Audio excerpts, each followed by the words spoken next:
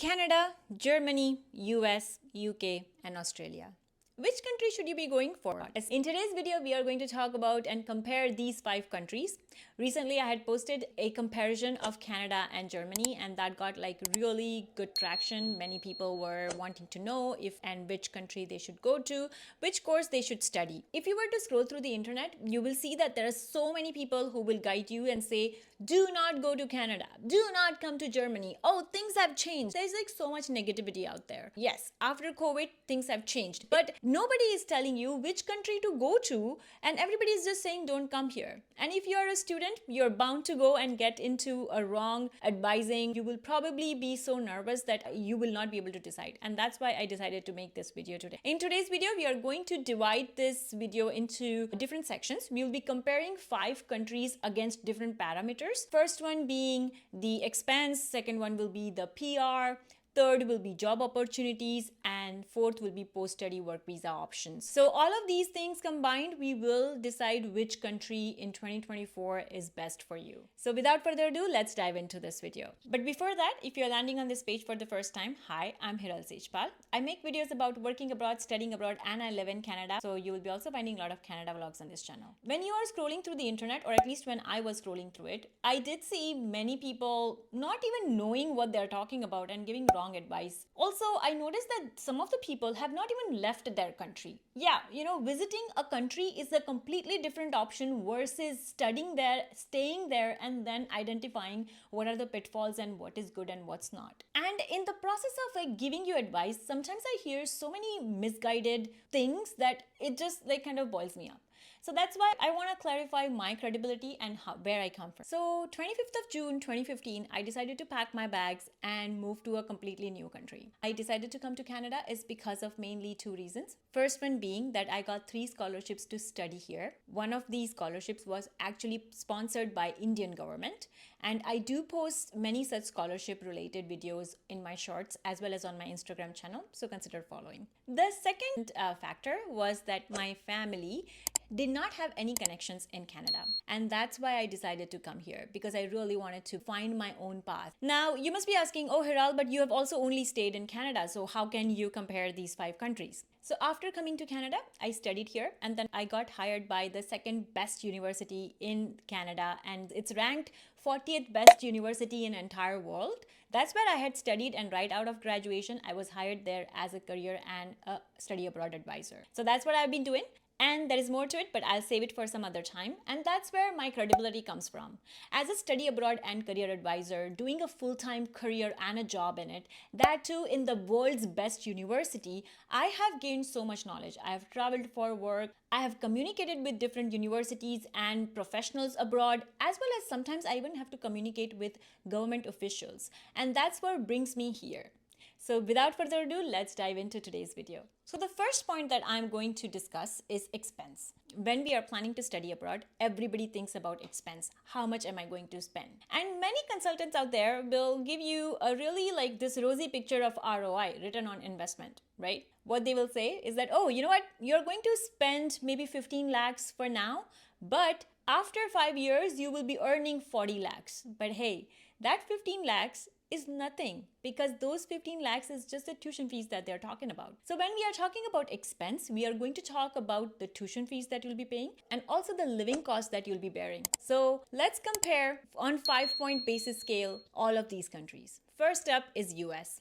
I would say that I'd give US somewhere about 2 points. And that's because US education is not very expensive, but it is also not very cheap. It depends on the kind of university or the college that you go for. But mostly if you are studying in the US, then you can expect to spend anywhere from 30 to 40,000 US dollars, depending again on the course, on the university, and on several other different factors. So let's give 2 points for now. Living cost also depends on several different factors, but maybe you can take a range of, let's say, spending about 700 to 1200 USD per month. Now coming on to Canada. Canada post-COVID has changed a lot, and living here, I can tell you, because I live in the 5th most livable city in the world, and it is definitely expensive. But if you were to, let's say, go to other parts of Canada, that is Manitoba or Prince Edward Island or Saskatchewan, then in that case, you will end up spending less. So the living cost might be reduced, but the study cost kind of remains the same. So you can expect to spend anywhere from 20,000 Canadian dollars to 60,000 Canadian dollars, depending on which course and where you are studying. In any of these countries, if you're studying in a good reputable university, then you will expect to spend a little less money than how much you would have spent on private colleges. So now moving on to Germany. I would give Germany 5 out of 5 points, and that's because Germany, all of you must have heard that education is free in Germany, not for the international students, but for the locals. For international students though, the education cost can be anywhere from 500 euros to 700 euros per term, and there are 3 terms in a year. So still, when you are looking at a cumulative cost, in Germany, it is less. The next up is UK. Now, UK has the lowest cost, so of course I will give it, but not as low as Germany, so I would give it somewhere around maybe 3.5 or 4. And that's also because UK has 1 year of postgraduate studies, or master's program is only 1 year in UK, and it's not like unlike US or Canada where it is 2 years. Next up is Australia. Australia is very expensive, at least in my research so far. Comparable cost of studying in different countries, I'd say that Australia is the highest because the tuition cost in Australia is somewhere around 45 to 55,000, and that's like for a regular course that I'm talking about. If you were to go for specialized courses, then it's even more. So all in all, I'd say Germany is ahead, of course, followed by US, Canada, and Australia is the last. Now next up, let's talk about PR options. Of course, after looking at expenses, we all will be thinking about PR options because the settlement is a major part of studying abroad. Say about 60% or 70% people always think about settlement options, that is getting a passport of that country. And that's why we'll be talking about PR options, which is permanent residency options. So when it comes to PR options, I would begin by giving points to Canada, but not in 2024. If I were to make this video last year, I would have definitely given points to Canada.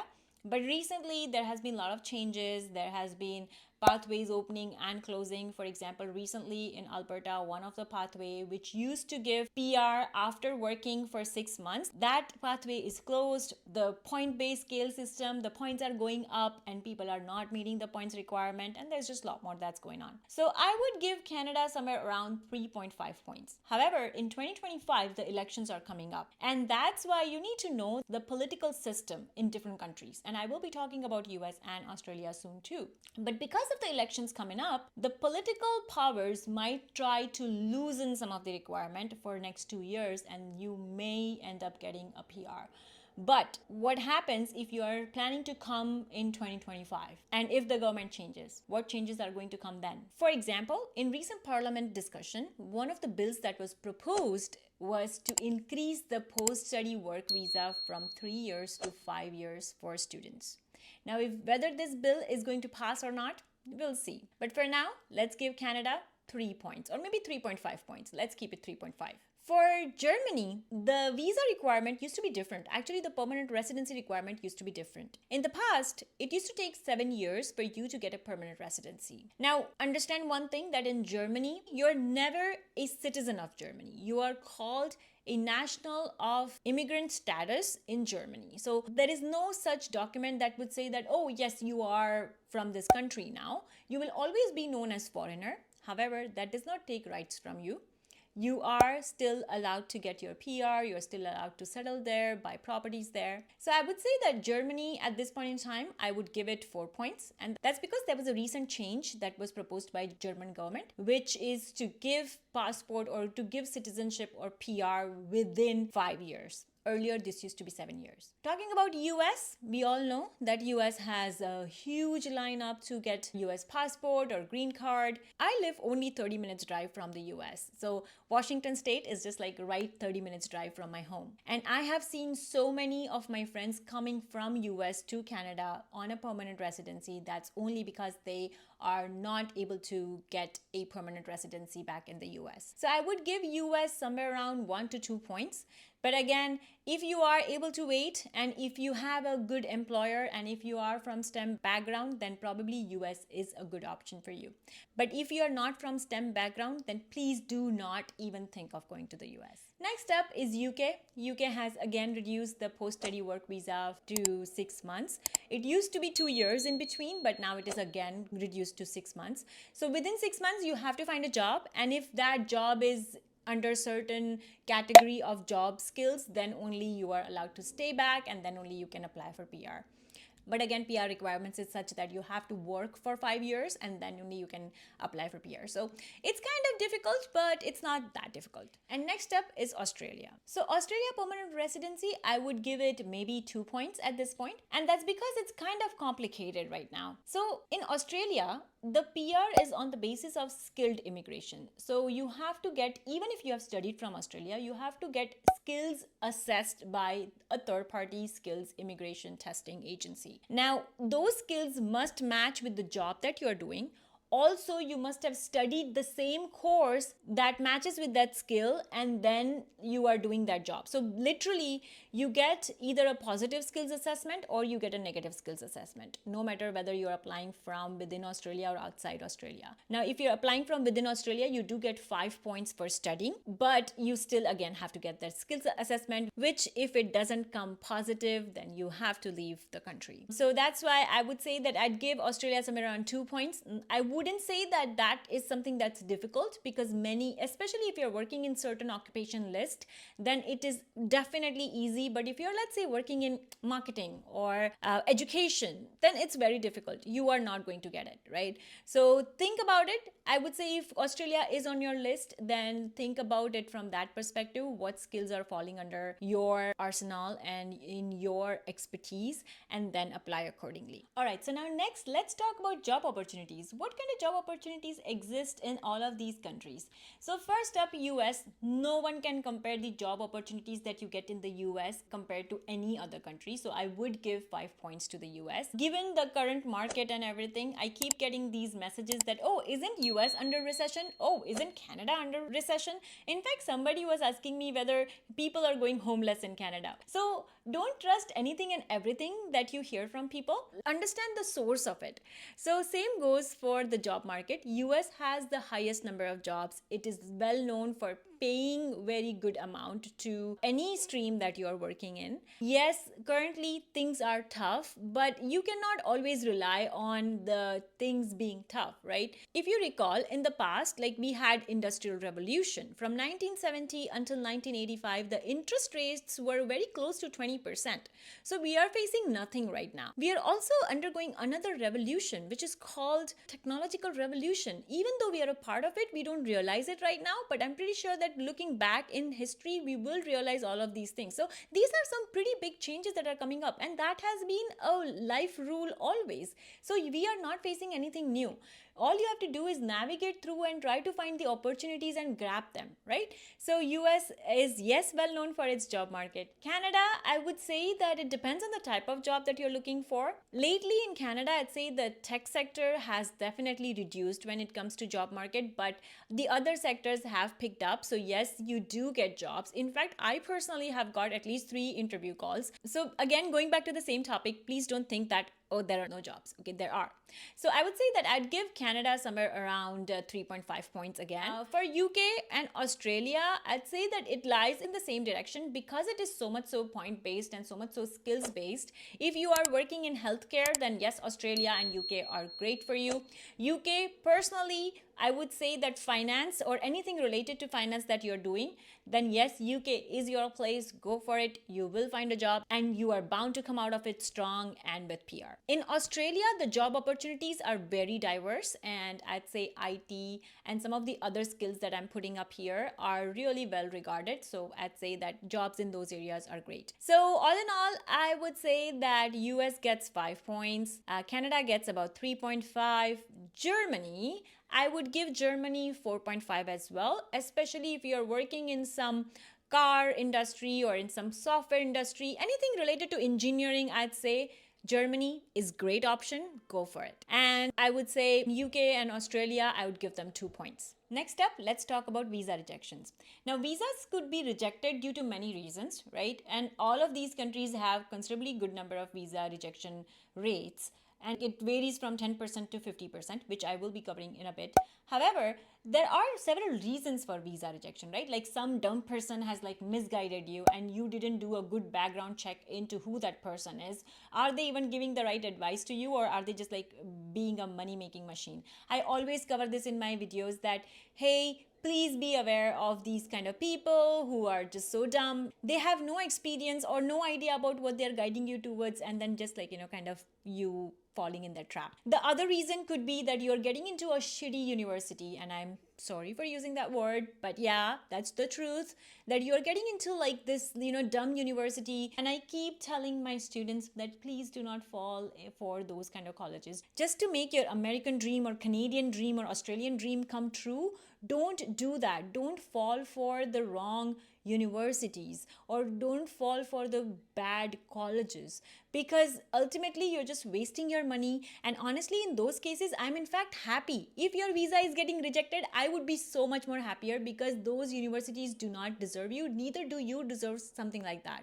Your current country is no better than that university, so might as well stay in your country near your people and make the most out of it, right? The other reasons could be low income, of course, but that can be something that can be mitigated. But yes, that is one of the reasons, and that is probably like another common reason for getting rejections, right? That you're not meeting the financial requirements. And the other reasons, what I could think of, is maybe you are changing your stream completely from A stream to B stream, like applying for a completely different course abroad and then not explaining it in your SOP, saying, hey, why are you changing it? So I think all of these are things that could be the reason for your visa rejection. But let's talk about visa rejection rate. So the visa rejection rate as of now in 2024 is, for Canada, it is 57%. For US, it is 15%. For UK, it is 22%. For Australia, it is close to 60% actually. And for Germany, it is 11.2%. Also, if you are watching this from India, then my team can totally help you in terms of helping you go for your dream university. Again, make sure that you do your own research always. But in case if you're interested in getting in touch with me or my team, you can sign up for the free consultation from the link that is put in the description box. So I would say that's all for today. So all in all, even though Germany is looking bright, understand that there are some of the language barriers. You will have to learn German, and I would say somewhere around B2 level is what is needed. So all in all, I would say that if you are studying engineering or anything in tech, then Germany is your country in 2024, and at least for upcoming 3 to 4 years, it is going to be your country. There are other European countries that could be even better, and it is for other streams as well. So if you are interested in that video where I would be comparing 5 different European countries along with the scholarships that they provide, then let me know in the comment section below, and I'll be very happy to make that video. If you are studying, let's say, commerce or any other related fields, then I would say that your option is Canada, US. And if you are studying anything related to finance, then I would say UK is your option. So I hope that this video was helpful, and please do give it a thumbs up and let me know in the comment section if you'd like me to compare 5 European countries, and I'll be very happy to do that. I'll see you next time. Until then, bye.